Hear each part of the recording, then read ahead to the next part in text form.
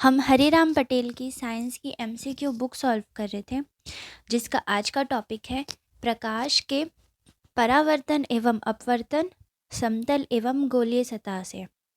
जिसका आज का पहला क्वेश्चन देखते हैं। जल में उपस्थित हवा का बुलबुला कार्य करता है। तो हवा का जो बुलबुला होता है वो कार्य करता है, एक ऑप्शन देख लेते हैं। एक उत्तल दर्पण, उत्तल लेंस, एक अवतल दर्पण, अवतल लेंस। तो हवा का बुलबुला एक उत्तल लेंस की भांति कार्य करता है, लेकिन क्वेश्चन में कह रहा है जल में उपस्थित हो। तो जब जल में उपस्थित होता है बुलबुला तो इसकी प्रकृति चेंज हो जाती है, ये एक अवतल लेंस के भांति कार्य करता है। तो राइट आंसर हो जाएगा डी। इंद्रधनुष में लाल रंग किस क्रम में होता है? तो बचपन में हमने ये ट्रिक बहुत पढ़ा होगा, बै जानी हपी नाला, जिसमें बै का मतलब होता है बैंगनी, जामनी, नीला, हरा, पीला, नारंगी और लाल। बैजानी हपी नाला। क्वेश्चन में पूछा है कि इंद्रधनुष में लाल रंग किस क्रम में है? तो लाल रंग है अंतिम में। तो राइट आंसर हो जाएगा ए, अंतिम। अगला क्वेश्चन है, दो समानांतर समतल दर्पण के बीच रखे हुए वस्तु के प्रतिबिंब की संख्या होगी। तो प्रतिबिंब को निकालने के लिए इसका एक फॉर्मूला होता है 360 अपॉन थीटा माइनस 1। तो थीटा की जगह हम उस दर्पण को किस एंगल में रखें उसका मान रखते हैं। तो क्वेश्चन में दो समतल दर्पण को समानांतर रखने को कहा गया है। समानांतर यानी कि आमने सामने। तो थीटा का मान क्या हो जाएगा? 0 हो जाएगा। यदि इस फॉर्मूले में हम थीटा का मान 0 रख देंगे तो किसी भी चीज़ों को 0 से भाग देने पर आंसर अनंत आता है। तो इसका राइट आंसर हो जाएगा डी, अनंत। अगला क्वेश्चन है, दो पतले लेंस संपर्क में हैं और संयुक्त लेंस की फोकस दूरी 80 सेंटीमीटर है। यदि एक लेंस की फोकस दूरी 20 सेंटीमीटर है तो दूसरे लेंस का पावर होगा, यानी कि लेंस का क्षमता होगा। इस क्वेश्चन को अगर मैं सॉल्व करी तो 10 मिनट आराम से लग जाएंगे। तो अगर आपको सॉल्यूशन चाहिए होगा तो कमेंट कर दीजिएगा। इसका फॉर्मूला बता देती हूँ, 1/f/1/f1 प्लस 1/f2 से ये सॉल्व होगा। अगला क्वेश्चन है, यदि दो दर्पण के मध्य 90 डिग्री का कोण हो तो प्रतिबिंबों की संख्या होगी। उसी फॉर्मूले से सॉल्व होगा। 360 अपॉन थीटा के जगह 90 रख देंगे माइनस 1। इसको कट करेंगे तो आंसर आएगा 4 माइनस 1 यानी कि 3। तो प्रतिबिंब की संख्या कितनी हो जाएगी? 3। अगला क्वेश्चन है, आकाश का रंग क्या है? काला, नीला, सफ़ेद, नारंगी। आकाश का रंग होगा, राइट आंसर ए, काला। ये एग्जाम में आ चुका है, काला लिया गया तो काला होगा। एक प्रकाश वर्ष बराबर होता है खालिस्तान मीटर। तो राइट आंसर हो जाएगा 9.46 इंटू 10 की पावर 15 मीटर। 9.46 इंटू 10 की पावर 15 मीटर। अगला क्वेश्चन है, कौन से भारतीय वैज्ञानिक ऑप्टिकल फाइबर की खोज से संबंधित है? तो ऑप्टिकल फाइबर की खोज से संबंधित है रामन, सुब्रमण्यम, रामानाथन या कपानी। तो राइट आंसर है डी, कपानी, जो ऑप्टिकल फाइबर की खोज से संबंधित है। प्रकाश वर्ष एक इकाई है। चाल की, दूरी की, समय की, त्वरण की, वेग की। तो प्रकाश वर्ष एक इकाई है, बी, दूरी की। अगला क्वेश्चन है, अवतल लेंस प्रयुक्त होता है सुधार हेतु। मोतियाबिंद, दीर्घ दृष्टि, निकट दृष्टि या दूर दृष्टि। तो अवतल लेंस का प्रयोग किया जाता है निकट दृष्टि को दूर करने के लिए, यानी कि दूर की चीज़ें उसको दिखाई नहीं देती, उसके लिए अवतल लेंस का प्रयोग किया जाता है। अगला क्वेश्चन, एक लेंस को पुस्तक के छपे पृष्ठ पर रखकर थोड़ा ऊपर उठाने से अक्षर बड़े दिखाई देते हैं। तो पुस्तक लेंस से होगी f दूरी पर, 2f दूरी पर, अनंत दूरी पर या लेंस के प्रकाशिक केंद्र व फोकस के बीच। तो राइट आंसर हो जाएगा डी, लेंस के प्रकाशिक व फोकस दूरी के बीच, तब जो भी वस्तु है वो बड़े अक्षर में दिखाई देगी। अगला क्वेश्चन है, लाल प्रकाश में रखा गया हरा फूल निम्नलिखित में से किस रंग का नजर आएगा? तो कोई भी चीज, पहले ऑप्शन पढ़ते हैं, श्वेत, काला, लाल, पीला या नारंगी। तो इसका राइट आंसर हो जाएगा बी, काला। यदि ये चीज़ लाल दिखाई दे रही है तो इसका मतलब है ये बाकी चीज़ों को, बाकी रंगों को अवशोषित कर ले रही है और सिर्फ लाल रंग को प्रतिकर्षित कर रही है, जिसके कारण हमें ये लाल दिखाई दे रहा है। यदि हम इस पर अगर नीला कलर का लाइट को डालेंगे तो ये नीले कलर को भी अवशोषित कर लेगी, जिससे हमें ये रंग काला दिखाई देगा। इसलिए जिस भी रंग की वस्तु रखी गई है, अगर उस पर दूसरे रंग का कोई प्रकाश डाला जाता है तो वो हमेशा काला ही दिखाई देगा। अगला क्वेश्चन है, निम्नलिखित रंगों के तरंगदैर्घ्यों को उनके बढ़ते क्रम में व्यवस्थित करना है। तो बैजानी, हपी, नाला ट्रिक याद रखना है, उसे सॉल्व कर लेना। तो राइट आंसर हो जाएगा डी, बैगनी, उसके बाद नीला, पीला और नारंगी। राइट आंसर है डी। अगला क्वेश्चन है, खगोलीय दूरदर्शी से बना प्रतिबिंब होता है काल्पनिक और छोटा, काल्पनिक और बड़ा, वास्तविक और छोटा, वास्तविक और बड़ा। तो खगोलीय दूरदर्शी से बना प्रतिबिंब होता है काल्पनिक और बड़ा। जब किसी दर्पण को थीटा कोण से घूर्णित किया जाए तो परावर्तित किरण का घूर्णन होगा 0, θ/2 थीटा या 2 थीटा। तो राइट आंसर हो जाएगा डी, 2 थीटा। प्रकाश की गति की तुलना में रेडियो तरंग की गति होती है, ऑप्शन है कम होती है, ज़्यादा होती है, एक समान होती है या अनंत होती है। तो प्रकाश की गति की तुलना में रेडियो तरंग की गति होती है एक समान।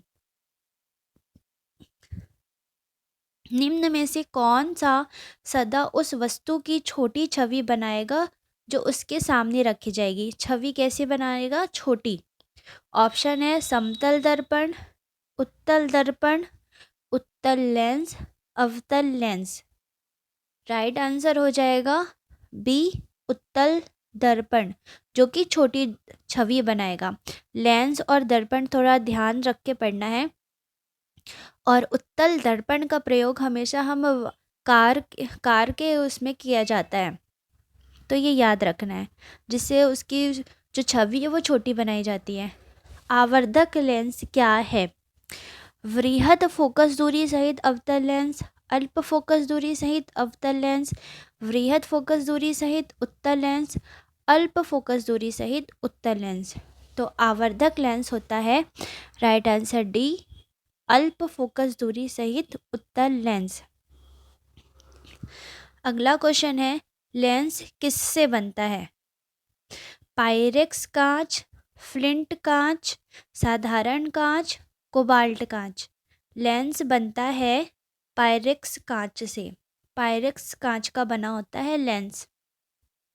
एक आवर्धक लेंस में होता है एक सरल उत्तल लेंस, उत्तल दर्पण, अवतल लेंस, अवतल दर्पण।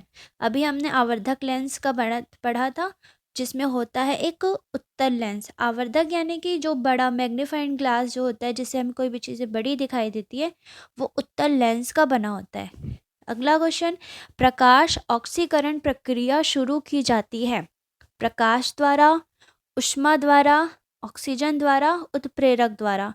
तो प्रकाश ऑक्सीकरण प्रक्रिया शुरू की जाती है प्रकाश द्वारा। एसआई पद्धति में लेंस की शक्ति की इकाई है। तो एसआई पद्धति में लेंस की शक्ति की इकाई है मीटर, ऑप्टर, वॉट या डायोप्टर। तो राइट आंसर है डी, डायोप्टर, जो कि लेंस की शक्ति की इकाई है। अगला क्वेश्चन, तरल ताल वास्तविक गहराई से कम गहरा दिखाई देता है, इसका कारण है। ताल मतलब तालाब। तालाब में कोई भी चीज़ें या वस्तु जो है वो हमें कम गहराई या ऊपर उथली हुई दिखाई देती है, क्यों? अपवर्तन के कारण, प्रकाश प्रकीर्णन, परावर्तन या व्यतिकरण। तो राइट आंसर हो जाएगा ए, अपवर्तन के कारण। ये हमने बहुत बार पढ़ा है। कोई भी वस्तु यदि सघन माध्यम से विरल माध्यम में जाती है तो अभिलंब से दूर हट जाती है, इसी को ही अपवर्तन कहते हैं, जिसके कारण हमें वस्तु जो है वो कम गहराई में दिखाई देती है। अगला क्वेश्चन, आकाश के नीला दिखने का कारण प्रकाश का कम प्रकीर्णन, इंद्रधनुष के 7 रंगों का कारण प्रकाश का प्रकीर्णन, सूर्योदय के समय सूर्य लाल दिखने का कारण है प्रकाश का प्रकीर्णन। तो राइट आंसर हो जाएगा बी, 1 और 3 सही है। इंद्रधनुष में रंगों का लाल दिखने का कारण प्रकाश का प्रकीर्णन नहीं होता है, अपवर्तन होता है। अगला क्वेश्चन है, एक अवतल दर्पण के वक्रता केंद्र से जाने वाली किरण के लिए आपतित कोण होगा। तो वक्रता केंद्र से जाने वाली किरण यानी कि एक अवतल दर्पण बना है, यहाँ से कोई किरण जा रही है तो वो किस डिग्री का कोण बनाएगी? तो जाहिर सी बात है ये 0 डिग्री का कोण बनाएगी। तो राइट आंसर हो जाएगा बी। दर्पण के सामने खड़े एक व्यक्ति को अपना प्रतिबिंब स्वयं से बड़ा मालूम होता है। इससे ज्ञात होता है कि दर्पण उत्तल है, अवतल है, समतल है या सम उत्तल है। दर्पण की बात कर रहा है और कह रहा है कि बड़ा मालूम होता है, तो ये हमेशा उपयोग में लाया जाता है अवतल दर्पण का, जिसका प्रयोग नाऊ लोग या डेंटिस्ट डॉक्टर लोग करते हैं। अवतल लेंस का प्रयोग कोई भी चीज़ों को बड़ा देखने के लिए। जब कोई तरंग किसी दर्पण में से परावर्तित होती है तो परावर्तन आता है उसके आयाम में, आवृत्ति में, तरंग दैर्घ्य में या वेग में। क्वेश्चन कह रहा है कोई तरंग दर्पण में परिवर्तित होती है तो किस में परिवर्तन आएगा? तो आयाम में परिवर्तन आएगा। और ये हमेशा याद रखना है कि आवृत्ति कभी भी बदलती नहीं है, तो आयाम में परिवर्तन आएगा। अगला क्वेश्चन है, खतरे का सिग्नल लाल रंग का बनाया जाता है। ये कथन है, कारण है कि लाल रंग का प्रकीर्णन सबसे कम होता है, जो कि बिल्कुल सही है। खतरे का सिग्नल लाल भी बनाया जाता है और प्रकीर्णन इसका कम होता है, इस वजह से बनाया जाता है। निम्न में से कौन मैग्नीफाइंग ग्लास की भांति प्रयुक्त होता है? यानी कि कोई भी वस्तु को बड़ा दिखाता है। ऑप्शन है समतल दर्पण, अवतल दर्पण, अभिसारी लेंस या अपसारी लेंस। तो राइट आंसर हो जाएगा सी, अभिसारी लेंस, जो कि मैग्नीफाइंग ग्लास की भांति प्रयुक्त होता है। प्रकाश का वेग सबसे पहले किसने मापा था? ऑप्शन है गैलीलियो, न्यूटन, रोमर या आइंस्टीन। तो प्रकाश का वेग सबसे पहले मापा था रोमर ने। तो राइट आंसर हो जाएगा सी, रोमर, जिन्होंने प्रकाश का वेग को मापा था। एक समतल दर्पण से परावर्तन के बाद शब्द एम्बुलेंस कैसा दिखेगा? तो एक बार ऑप्शन को देख लेना है, ये जस्ट उल्टा दिखाई देता है का दर्पण में। तो राइट आंसर हो जाएगा बी। उसके बाद आता है प्रकाश में 7 रंग होते हैं, रंगों को अलग करने का कार्य का क्या तरीका है? रंगों को अलग करने का क्या तरीका है? ऑप्शन है एक प्रिज्म से रंगों को अलग अलग किया जा सकता है, फिल्टर से रंगों को अलग अलग किया जा सकता है, पौधे से रंगों को अलग अलग किया जा सकता है, रंगों को अलग नहीं किया जा सकता। तो हमने कई बार ये प्रैक्टिकल स्कूल में किया है। तो प्रिज्म से रंगों को अलग अलग किया जा सकता है। ट्रैफिक सिग्नल में लाल प्रकाश प्रयुक्त होता है क्योंकि इसका तरंग दैर्घ्य लंबाई सर्वाधिक होती है, यह सुंदर होता है या खराब रोशनी वालों को भी दिखाई देता है। उक्त कारणों में से कोई नहीं। तो राइट आंसर हो जाएगा ए, इसके तरंग दैर्घ्य की लंबाई सर्वाधिक होती है, यानी सर्वाधिक दूर तक जा सकता है, जिसके कारण लाल रंग का प्रयोग किया जाता है। कांच में से गुजरने पर प्रकाश के किस रंग की गति धीमी हो जाती है? लाल, बैंगनी, हरा या पीला? तो कांच से गुजरने पर बैंगनी रंग का जो गति होती है वो धीमी हो जाती है, क्योंकि इसका तरंग दैर्घ्य कम होता है, जिसके कारण ये इसकी लंबाई ज़्यादा नहीं होती है और इसका प्रकीर्णन बहुत ज़्यादा होता है, यानी कि ये बहुत फैल जाता है। तो राइट आंसर हो जाएगा बी। आकाश नीला दिखाई पड़ता है क्योंकि नीले प्रकाश का प्रकीर्णन सबसे अधिक होता है, लाल प्रकाश का प्रकीर्णन सबसे अधिक होता है, नीले प्रकाश का वातावरण में अवशोषण कम होता है, लाल प्रकाश का वातावरण में अवशोषण सर्वाधिक होता है। तो राइट आंसर हो जाएगा ए, नीले प्रकाश का प्रकीर्णन यानी कि फैलाव सबसे अधिक होता है, जिसके कारण हमें आकाश नीला दिखाई देता है।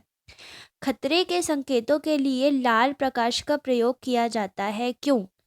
इसका प्रकीर्णन सबसे कम होता है, यह आंखों के लिए आरामदायक है, इसका सबसे कम रासायनिक प्रभाव होता है, हवा द्वारा इसका अवशोषण सबसे कम होता है। तो खतरे के संकेतों को लाल इसलिए लगाते हैं क्योंकि इसका प्रकीर्णन सबसे कम होता है, यानी कि फैलाव सबसे कम होता है। अस्त होते समय सूर्य लाल दिखाई देता है क्योंकि परावर्तन के कारण, प्रकीर्णन के कारण, अपवर्तन के कारण या विवर्तन के कारण? तो राइट आंसर है बी, प्रकीर्णन के कारण।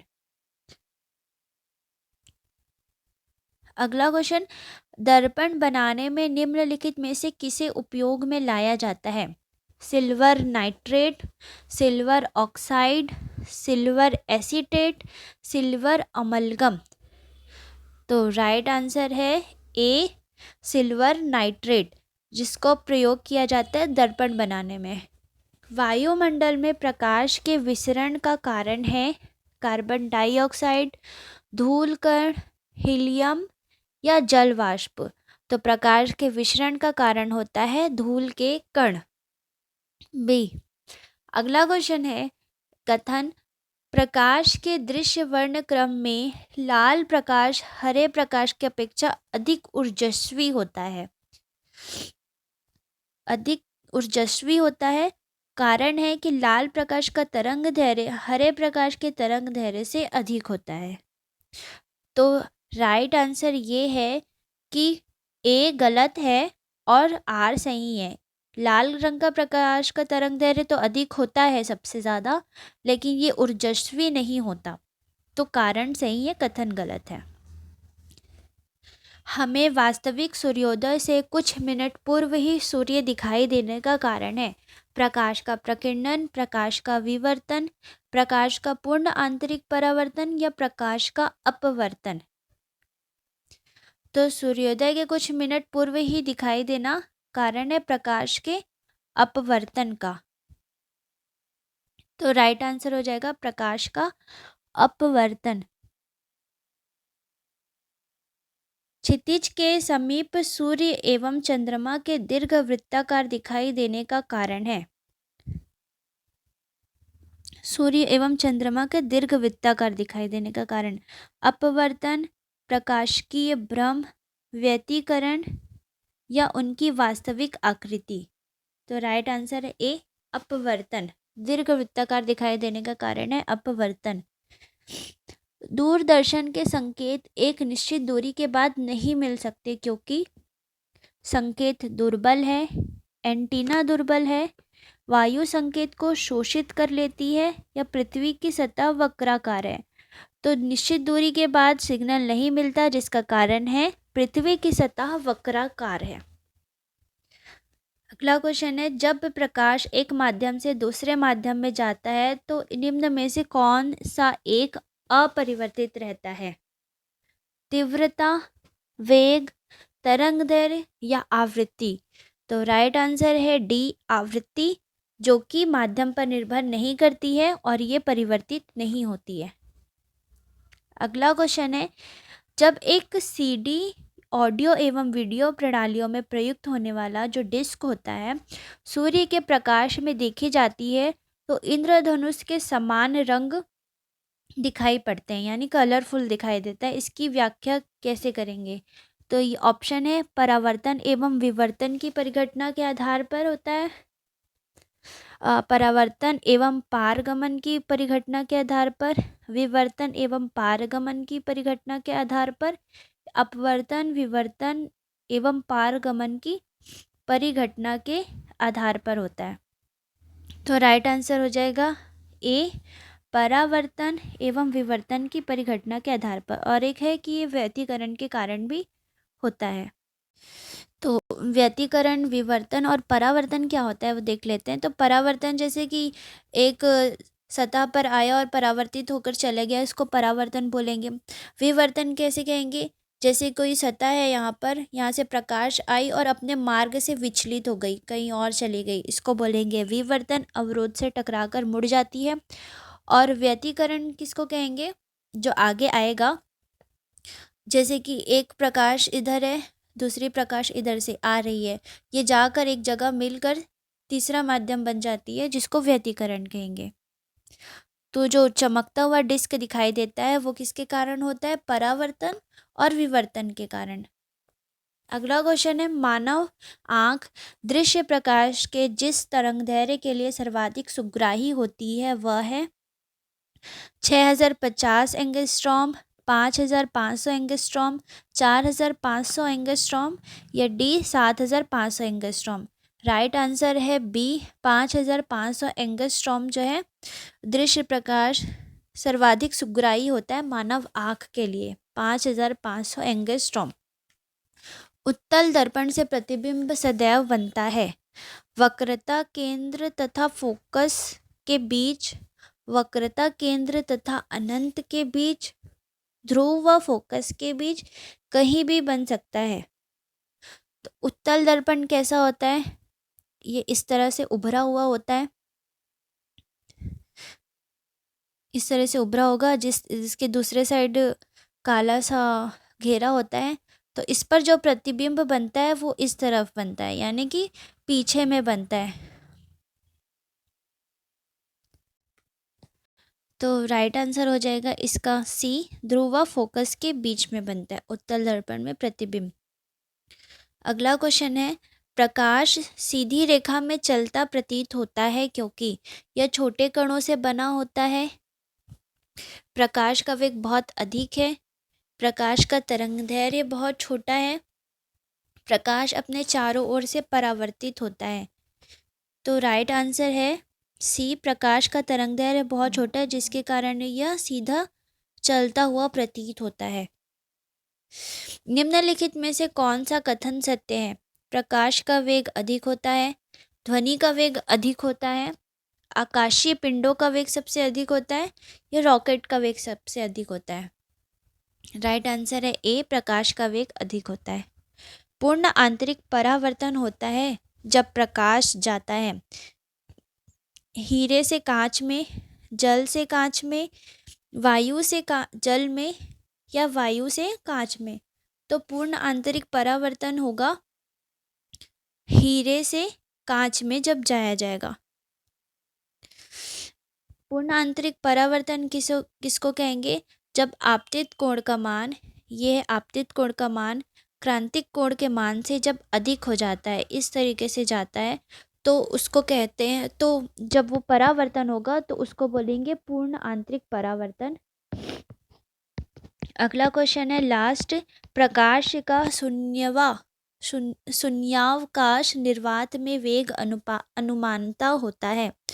तो ये होता है बी, 3 × 10⁸ मीटर प्रति सेकंड, 3 × 10⁸ मीटर प्रति सेकंड प्रकाश का शून्यावकाश में वेग अनुमानता है।